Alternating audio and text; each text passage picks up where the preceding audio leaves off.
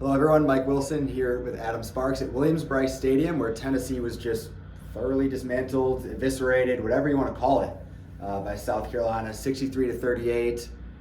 Adam, initial thoughts on just what went so wrong for Tennessee today? Yeah, I mean, there was shock, I think, for about 3 quarters, and then it sort of settled in that this wasn't flipping back the way that maybe you thought it would be. I think we would both agree that we could maybe see this turning into a shootout. We both thought Tennessee would win this running away, but if you told me this would be a shootout in the 40s, maybe 50s, then maybe Spencer Rattler had a really good day and you could get that. The way that it turned like this, where South Carolina just kept pouring it on the whole night, that was a shock to me. That was a shock, I think, to everybody in the stadium, including Tennessee side probably more than any.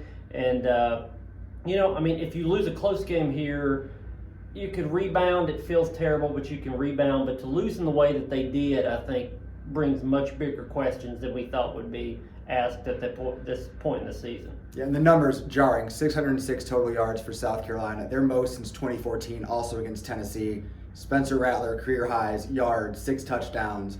South Carolina scored on 9 of 10 drives that didn't end a half. Defensively, that's problematic. Everything about that's problematic for Tennessee. Yeah, you wonder how many defensive issues maybe the Tennessee was hiding over the year. I mean, we kind of knew some of them, and there are personnel issues. They're weak at corner and secondary overall. The pass rush has been there sometimes, but not completely. Jeremy Banks didn't play in this game, and so then you have your best pass rushing linebacker not there, and it exposed so many things. And what we saw, the issues that we saw in defense tonight, I think will make these questions bigger in the offseason, because you can't go into the offseason now saying, well, the defense was good at times. You now have to look at it through the prism of there's some major problems at this defense that have to get fixed.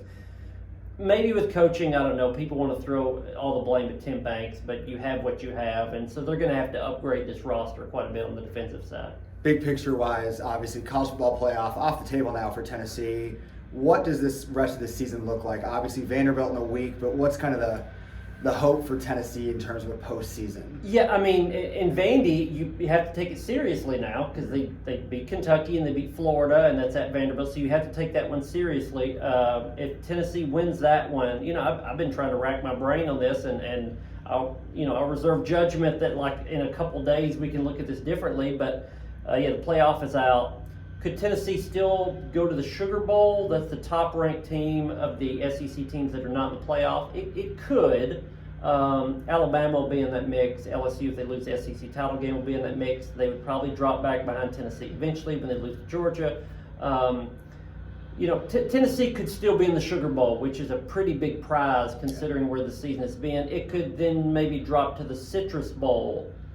Could it be in the Orange Bowl as an at-large in New Year's Six? A Tennessee 10-2 team is just so different, because now you're in the group that's being compared to Alabama and LSU and Ole Miss and all these teams that are fighting for some of those, like, half-tier down from the playoff type bowls, and that's Sugar, that's Orange, maybe the Cotton even as an at-large, Citrus. I don't think they would drop further than the Citrus, and if they did, man, would that be just devastating for where the season has been. But we'll see. They got to beat Vanderbilt. They got to look like what they had before this game, and then just go from there and hope that it finishes up. 10-2 is still a pretty good year.